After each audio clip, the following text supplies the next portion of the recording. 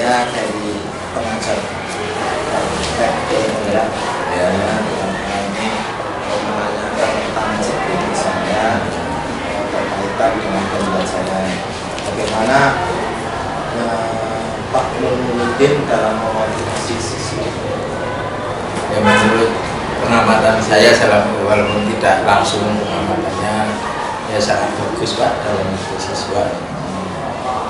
Dalam pemberian pembelajaran Pak Nurudin juga menjelaskan tujuan. Ya, menjelaskan tujuan apa yang akan dicapai anak dalam mempelajari materi yang disampaikan tersebut. Dalam pembelajaran juga Pak Nurudin untuk materi berarti menguasai. Menguasai, sangat menguasai. Bagaimana dalam pengelolaan kelas? Pengelolaan kelas cukup bagus, anak-anak juga antusias dalam menerima pembelajaran dari Pak Nurudin. Terus respon anak-anak yang diajar oleh Pak Nurudin gimana? Bagus Mas. Dalam merespon program itu juga kalau kurang jelas sangat antusias dan bertanya pada Pak Nurudin cara penyelesaian soal, materi yang disampaikan. Nurudin mengajar matematika ya? Matematika. Bagaimana cara membuat anak itu senang dengan pembelajaran Pak Nurudin? Kalau pengamatan Pak? Dia tidak memaksakan sehingga anak itu sangat semangat dan berantusias untuk mempelajari materi yang disampaikan Pak Nurudin. Dia menekankan kebutuhan siswa, bukan kemauan guru. Jadi siswa sangat antusias. Terus berkaitan dengan perangkat pembelajaran yang digunakan untuk pembelajaran matematika, bagaimana penggunaannya? Penggunaannya sesuai ranah yang ditentukan, dia media ya juga digunakan, sehingga menurut saya tidak kurang dalam menggunakan media pembelajaran. Dalam pembelajaran Pak Nurudin sepanjang pengamatan Bapak itu melakukan penilaian sikap, pengetahuan, keterampilan. Penilaian sikap, pengetahuan dan keterampilan dilaksanakan penilaian. Ya. Terus tentang Pak Nurudin sendiri di SMP 5 bagaimana? Beliaunya untuk kaitan dengan guru atau dengan siswa? Ya, kaitan dengan siswa dan untuk yang di sekolah. Untuk yang di sekolahan dia juga baik. Ia bisa bekerja sama dengan semua pihak, sehingga menurut saya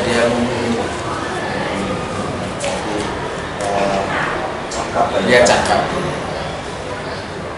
Terus penggunaan bahasa yang dilakukan Pak Nurudin sepanjang pengamatan Bapak, apakah sudah jelas atau bagaimana Pak? Menggunakan bahasa yang jelas, lisan yang bagus, intonasinya juga pas, itu sehingga siswa tidak kebingungan dalam menerima bahasa yang disampaikan oleh Pak Nurudin. Berarti bisa diterima dengan baik. Terus untuk program pembelajaran yang tertentu kan berdiferensiasi, artinya menggali potensi yang ada pada siswa. Bagaimana pengamatan Bapak terhadap Pak Nurudin dalam menggali potensi siswa? Beliaunya sudah melaksanakan pembelajaran berdiferensiasi. Itu saya perhatikan anak-anak ada yang berkelompok, ada yang mandiri, dan ada yang masih ada bimbingan dari Pak Nurudin. Berarti ada bimbingan Pak? Ada. Terus dalam pembelajaran cenderung memaksakan apa nanti? Beliaunya tidak cenderung memaksakan, itu karena pembelajaran itu kan disesuaikan dengan kebutuhan siswanya, bukan dari kemauan guru. Dia itu ya sebenarnya membimbing lah, tidak memaksakan. Tidak memaksakan. secara keseluruhan Pak Guru sudah melakukan praktek baik ya? Ya, menurut saya sudah praktek baik. Walaupun yang namanya manusia ada kekurangan, tapi sudah cukup baik. Pandangan secara umum Bapak tentang Pak Guru? Ya, orang yang punya kualitas bagus, bisa kerjasama dengan teman, juga bisa membantu teman-teman yang mungkin membutuhkannya. Jadi bisa di sini itu bisa berkerjasama dengan teman-teman. Jadi bisa menjadi motivasi teman-teman. Bisa. Bapak sendiri mengajar Matematika juga. sama berarti ya, masih sejawat ya sekali ya. Sejawat. Pandangan Bapak tentang Pak Nurudin mengikuti pendidikan guru penggerak bagaimana? Dia semangat, dia tekun, bagus ya. Dia menurut saya pantas untuk jadi guru penggerak. Gitu ya? Iya. Bisa memotivasi Bisa. guru yang lain ya. Terima kasih Bapak sudah memberikan penilaian terhadap teman Bapak. Semoga bisa ke depannya lebih baik lagi ya Pak. Sama-sama, mungkin apa yang saya sampaikan kurang memuaskan panjenengan, saya minta maaf. Iya, itu kami hanya mencari data dari orang yang baik Pak Nurudin. Mudah-mudahan bisa bermanfaat. Saya akhiri, wassalamualaikum warahmatullahi wabarakatuh. Waalaikumsalam warahmatullahi wabarakatuh. Pak Nur. Assalamualaikum warahmatullahi wabarakatuh Pak. Waalaikumsalam warahmatullahi wabarakatuh. Sehat Pak. Alhamdulillah. Ini untuk berkenaan dengan 1 bulan yang sudah dilewati, apa yang sudah dilakukan Pak Nur dan capaian apa yang sudah didapatkan. Pak Bambang, terima kasih untuk kegiatan pendidikan guru penggerak selama 1 bulan ini. Kami kemarin belajar tentang praktek pengambilan keputusan sebagai pemimpin belajar. Di situ kita belajar dilema etika dan perbedaannya dengan bujukan moral. Terus capaian yang sudah didapatkan dari tersebut bagaimana? Kemudian kemarin saya sudah mempraktekkan kasus-kasus yang ada di LMS itu, mempraktekkan dengan rekan sejawat. Dengan tadinya sempat bingung Pak itu mau memilih rekan sejawatnya, karena di situ kan diminta kita untuk meminta pendapat rekan sejawat bagaimana dia mengambil keputusan terhadap kasus tersebut. Jadi kita diminta untuk menganalisis apa faktor-faktor yang digunakan oleh rekan sejawat kita untuk mengambil keputusan. Nah, kita bandingkan dengan teori yang ada dari dilematika atau bujukan moral. Kemudian ternyata memang secara hasilnya itu akhirnya saya memilih rekan sejawat yang lebih punya pengalaman lebih dari saya, karena katanya dengan pengambilan keputusan kan pasti harus punya wawasan yang luas. Alhamdulillah saya bertanya kepada Pak Sutarno Edi Haryono, beliau memberikan keputusan yang menurut saya luar biasa. Itu dari sebuah kasus tentang, waktu itu kasusnya anak lagi sekolah, kemudian orang tuanya datang membawa parang sambil marah-marah panggil anaknya untuk ikut panen di tambak gitu. Ini lagi pelajaran matematika.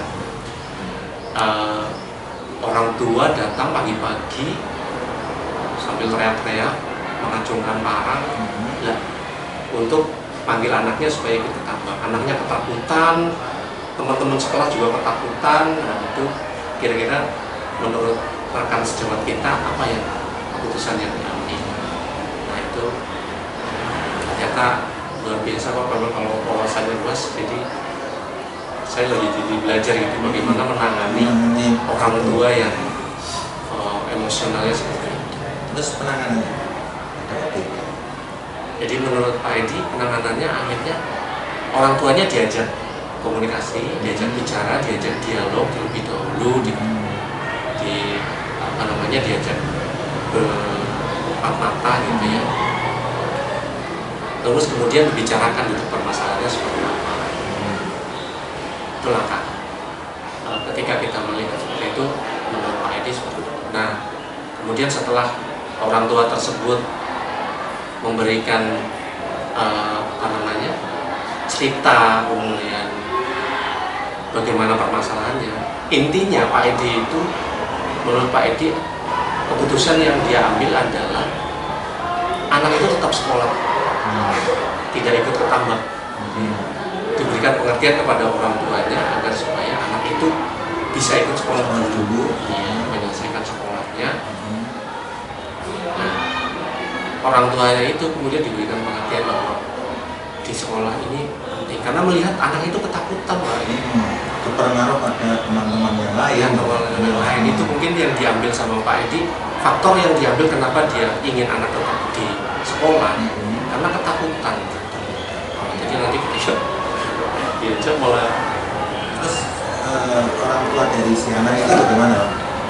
Ya, alhamdulillah anak karena di situ diberikan keputusan yang seperti itu, orang tua tersebut kemudian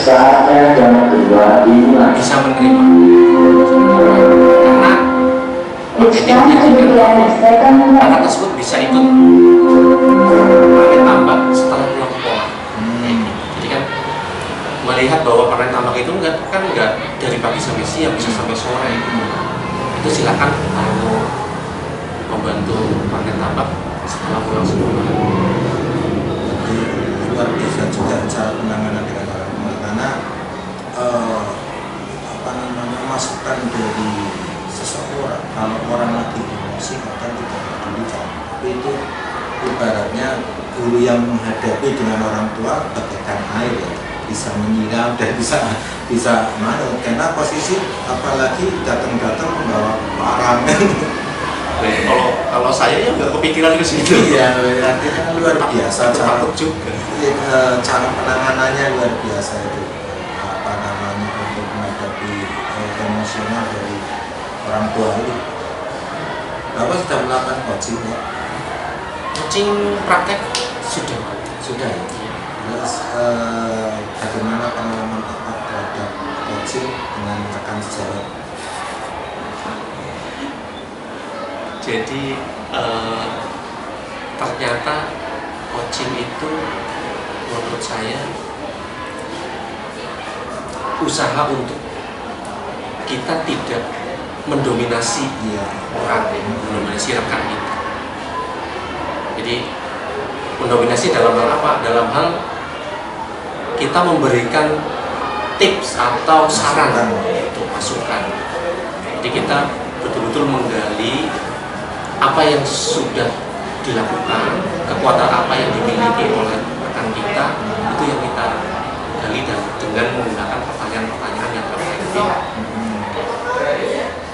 Nah itu ternyata kita perlu wawasan juga Pak itu, dan kita perlu mengendalikan diri, itu yang paling penting Pak. Jadi ketika saya mempraktekkan coaching, kadang-kadang kita tidak bisa menahan, kita gregetan pengen ngasih saran tapi itu harus ditata ya, jadi supaya kita bisa menggali apa yang sudah dimiliki, potensi apa, kekuatan apa yang dimiliki rekan. Terus perasaan Bapak pada waktu melakukan coaching? Pada waktu melakukan coaching saya merasa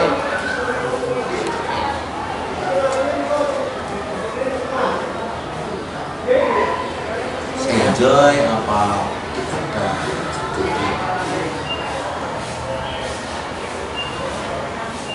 sebetulnya coaching yang dipraktekkan atau disampaikan dalam teori analisis itu ternyata sudah sering saya lakukan. Banyak rekan-rekan yang bertanya, kemudian meminta saran gitu. Jadi sebetulnya sudah melakukan coaching ya, sudah biasa tapi tidak terstruktur seperti alur yang diminta kayak tinta kan. Jadi kalau ditanya perasaannya ya biasa saja ya. Terus dalam coaching yang dilakukan dengan rekan sejawat apa yang perlu ditingkatkan? Yang perlu ditingkatkan untuk coaching ya paling ya itu tadi, saya merasa perlu harus bisa menahan diri agar supaya tidak memberikan saran. Kemudian saya juga harus meningkatkan wawasan saya terkait dengan permasalahan di dalam apa yang diminta oleh coach. Itu kan saya harus tahu, istilahnya saya tahu pemecahannya, tapi saya harus bisa menahan diri supaya pemecahan itu lahir dari ide coach sendiri, gitu kan. Jadi kalau nggak tahu pemecahannya, ya saya ikut bingung juga. Ya artinya kan kita kan bisa membedakan antara coaching, terus mentoring kan bisa membedakan ya. Bagaimana kita kalau coaching arahnya kan menggali potensi, menggali, terus berhubungan dengan coaching, menurut Bapak hal baik apa yang dirasakan menggunakan coaching? Hal baiknya menurut saya kita jadi tidak jadinya kita berpandangan positif ya. Berpandangan positif bahwa setiap rekan kita itu pasti punya kekuatan dan kita tidak merendahkan rekan kita. Kemudian kita jadi tahu bahwa sebetulnya rekan kita itu sudah punya solusi dan mereka sudah melakukan solusi tersebut. Jadi kadang-kadang kalau kita diminta saran itu kita langsung ngasih, tapi kita berarti meniadakan apa yang sudah mereka lakukan gitu. Dan itu menurut saya coach itu sangat bagus. Itu yang perlu ditingkatkan. Itu tadi. Jadi saya harus bisa menahan diri supaya tidak memberikan saran. Dan untuk bisa menggali potensi itu, saya harus lebih banyak belajar bagaimana berkomunikasi, kemudian melahirkan pertanyaan-pertanyaan yang efektif. Itu juga menurut saya sangat sulit. Berarti pada coaching selain nanti kita mengendalikan diri juga ada pertanyaan, juga perlu menambah wawasan, karena bagaimanapun kita harus bisa memberikan solusi, ya kan? Artinya kan solusi dan menggali mereka. Berarti sebenarnya coaching itu sudah dilakukan Pak Nur sebelum ada program ini ya Pak. Cuma tidak terstruktur tadi, sering banyak orang yang minat ya Pak untuk menghadapi masalah. Terus berkaitan dengan pembelajaran Pak, berkaitan dengan pembelajaran, bagaimana Pak Nur meminta teman untuk mengobserver praktek mengajar. Jadi jelas. Ceritanya kemarin itu untuk menjadi observer, saya memang sulit ketemu sama Pak Sutarto Edi. Akhirnya karena sulit, jadinya saya waktunya juga cukup mepet.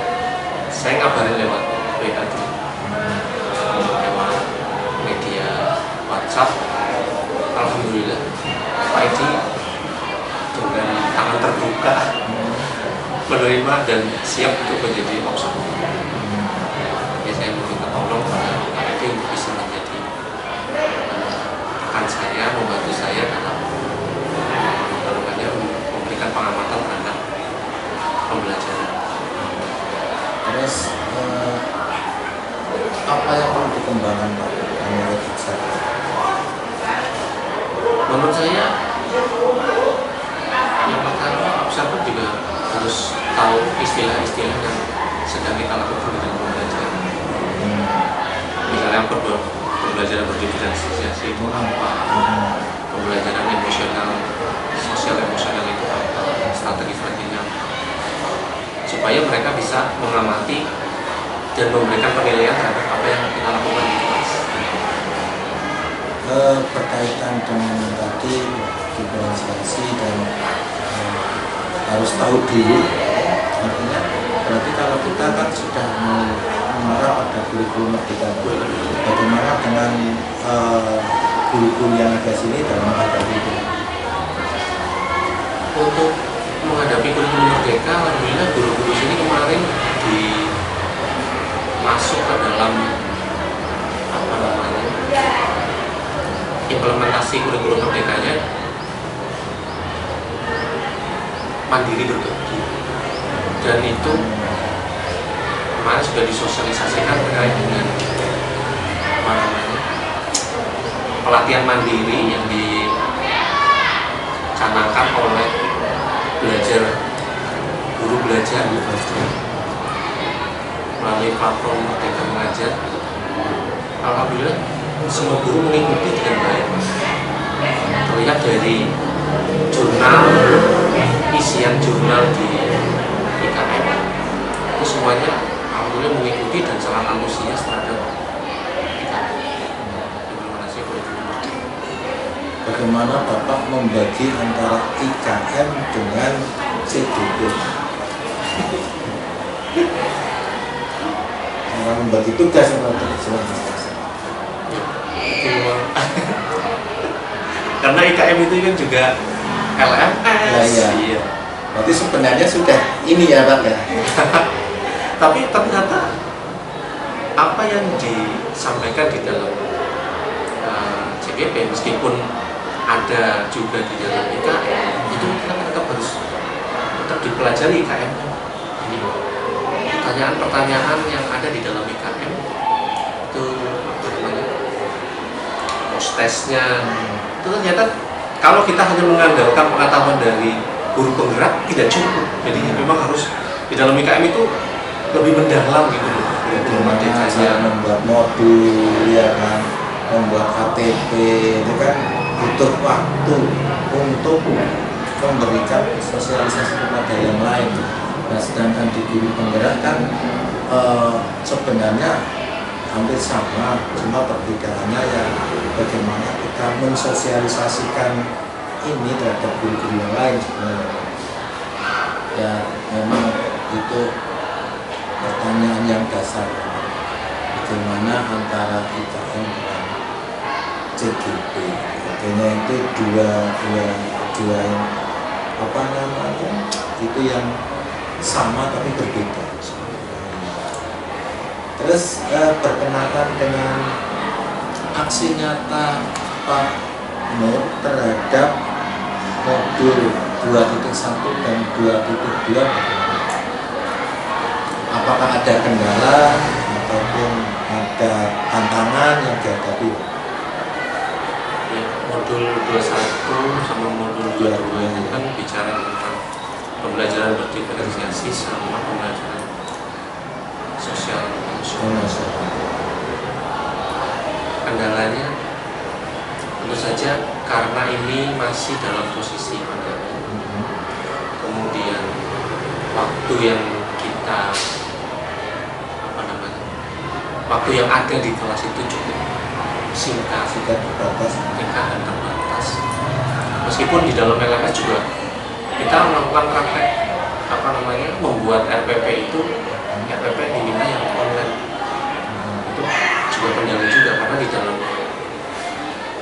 pembelajaran berdiferensiasi berarti kan kita membedakan ada 3 kelompok di dalam diferensiasi proses, ada yang mandiri, ada yang sedang berkelompok, kemudian ada yang butuh bimbingan. Nah, kalau secara online itu kan sulit, terutama yang bimbingan tadi sangat intensif untuk siswa yang berkebutuhan. Iya.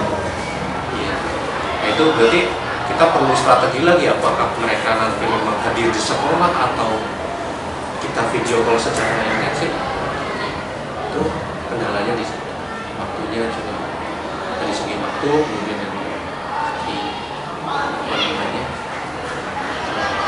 proses pembelajaran. Kalau dari segi diferensiasi konten, kalau nggak ada masalah, karena misalnya kalau kita berikan kepada anak-anak malah justru lebih bagus kalau diferensiasi konten, karena anak-anak akan menggunakan alat yang mereka miliki di rumah masing-masing sesuai dengan kesenangannya, sesuai dengan keadaan di rumah masing-masing. Tapi sebenarnya kalau yang real yang nanya ya yang produk. Artinya kalau produk itu akan kelihatan potensi siswa. Kalau konten bisa menyeluruh memang, tapi yang produk punya kelemahan ya yang berkebutuhan khusus tadi. Begini Pak, di diferensiasi itu kan ada pemetaan, Iya. pemetaan untuk siswa. Nah, pada waktu Bapak mengajar itu bagaimana cara memetakan mereka? Apakah kita pakai dalam mengajar pakai persentase? Artinya persentase yang misalnya ada tinggi, sedang, menengah, kita menggunakan persentase yang mana? Apa Pak Nur menggunakan pengayaan tersendiri dalam hal itu, terutama yang berkebutuhan khusus? Itu memang jadi problem sendiri. Itu kan kaitannya dengan diferensi proses kesiapan belajarnya siswa. Iya, betul. Saya kemarin menggunakan strategi tiket masuk. Tiket masuk. Nah, Tiket masuk. menarik ini apa ini? Jadi itu ada di LMS sebetulnya macam-macam strategi yang bisa diterapkan untuk memetakan siswa. Dan saya tertarik di tiket masuk, yaitu kita memberikan pretest itu untuk mengetahui sejauh mana siswa memahami materi yang sebelumnya. Saya beri pakai kartu seperti ini. Saya tampilkan pertanyaannya di LCD proyektor atau di papan tulis. Kemudian saya bagikan dan anak-anak menjawab. Nanti tentu saja itu karena harus cepat, jadi pertanyaannya tidak terlalu banyak, hingga sudah bisa membedakan mana yang tinggi, mana yang sedang, mana yang perlu kemudian. Jadi dia tidak mengetahui atau belum paham dengan materi sebelumnya. Jadi, nah itu juga pada saat mengoreksinya kita harus cepat juga. Apa batasan-batasan yang masuk ke kelompok sedang, kelompok rendah.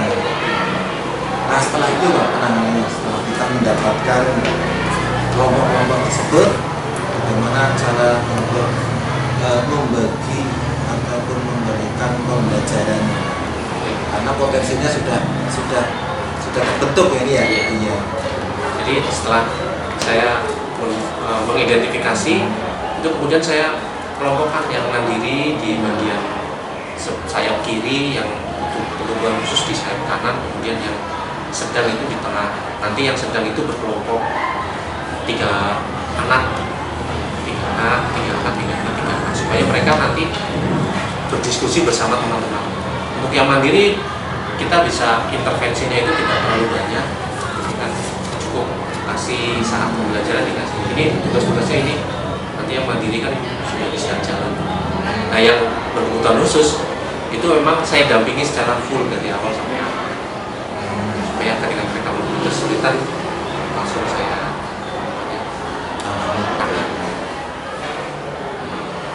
Berarti dalam pembelajaran pemetaannya sudah jelas ya Pak.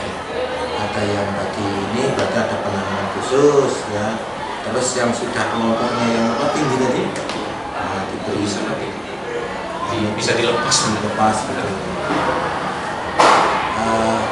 Dari aksi nyata modul 21, 22, menurut Pak Nur pembelajaran apa yang didapat Pak Nur dari aksi modul 21 dan 22? Pembelajaran yang saya dapatkan adalah bahwa ternyata anak-anak itu punya kebutuhan berbeda-beda, dan itu perlu penanganan. Misalnya yang mandiri nih, mereka sebetulnya ketika dilepas itu sebuah tantangan sendiri bagi mereka, dan itu hal yang menyenangkan. Meskipun kadang-kadang ada yang saya masukkan kelompok tinggi, kemudian saya terlalu banyak di intensif, itu merasa mungkin ada kita cemburu gitu ya. Saya pengen lu didekati sama gitu. Jadi kadang-kadang saya ke situ gitu. Kurang perhatian. ada yang pengen gitu. Itu memang jadi PR artinya gini ya, siswa kalau misalnya Pak Nur menyelesaikan ini, terus yang sana sepertinya kayak sudah dilepas. Kalau Pak Nur ibaratnya membagi antara ini dan antara, kemungkinan juga waktu, alokasi waktu tidak mencukupi, mestinya kan seperti itu. Nah, pendekatan Pak Nur terhadap yang tadi kategori tinggi bagaimana? Karena dia cenderung rasa cemburunya ada di yang berkebutuhan dari situ. Pendekatannya bagaimana kepada mereka? Itu yang insya Allah kalau dari sebelum-sebelumnya ya, pembelajaran sebelumnya memang saya tidak pernah membedakan siapa-siapa. Artinya kadang-kadang kan anak-anak ada yang ini Pak, misalnya mereka banyak guru yang dideketin yang pintar-pintar toh. Kalau saya tuh nggak, artinya siapapun saya dekati itu. Jadi ketika terjadi praktek pembelajaran berdiferensiasi itu ketika yang mandiri sudah saya lepas, ketika saya mendekati yang berkebutuhan khusus itu yang mandiri sudah paham gitu. Artinya memang Pak Nur seperti itu. Jadi siapapun didekati, kemudian yang baik yang berkelompok, yang sedang maupun yang tinggi itu pasti saya keliling gitu. Tapi mungkin porsinya lebih besar yang di berkebutuhan khusus. Ketika saya lepas Pada waktu pembagian pemetaan itu, apakah tempat duduknya nanti berarti berubah? Berarti model seperti kayak diskusi akhirnya. iya. Sebetulnya kelompok tengah itu kan memang bertiga. Pada akhirnya ya yang mandiri pun saling berdiskusi antar yang mandiri. Iya. Ya nanti bisa, bahkan yang sedang itu bisa mengajari yang tadi yang masih berkebutuhan. Jadi saling interaksi antar siswanya kan bisa terjadi sehingga kita bisa mendapatkan sesuatu yang diharapkan. Kadang-kadang memang penjelasan dari teman sendiri ada lebih kuat, lebih bisa diterima. Iya seperti itu. Itu seperti model pembelajaran jigsaw ya. Tindak lanjut Pak Nur, tindak lanjut dari aksi nyata ini ada di Pak Nur apa untuk ke depan? Kemudian ke depan mungkin saya akan lebih banyak merencanakan kegiatan belajar diferensiasi. Ya entah itu diferensiasi produknya, prosesnya apa, kontennya. Paling tidak ada yang saya bedakan proses apa, konten apa. Tidak harus dalam satu pertemuan itu ada 3 diferensiasi, karena setelah saya pikir-pikir diferensiasi nggak harus ada 3-3-nya. Kadang-kadang kalau anak-anak itu kontennya dibedakan jadi bingung gitu. Misalnya saya kemarin membebaskan anak-anak untuk silakan kamu mau mengukur tinggi apa saja gitu. Wah jadi bingung, mending disatukan saja Pak gitu. Pakai tiang aja semua ya. Jadi apa kadang-kadang anak-anak pengen satu, tapi ya nanti pembandingnya ya berbeda. Karena saya akan susun LPP untuk kegiatan pembelajaran selanjutnya agar memperhatikan perbedaan kebutuhan siswa. Kata-kata aku kalau juga Terima kasih Pak Nur dan apa yang sudah dilakukan Pak Nur secara mengapresiasi. Mudah-mudahan apa yang dijalankan Pak Nur bisa bermanfaat untuk peserta didik yang bisa memberikan satu contoh dan motivasi untuk guru-guru yang lain untuk melakukan hal yang sama. Nah, ke depan sebenarnya tujuan pemerintah adalah pemerataan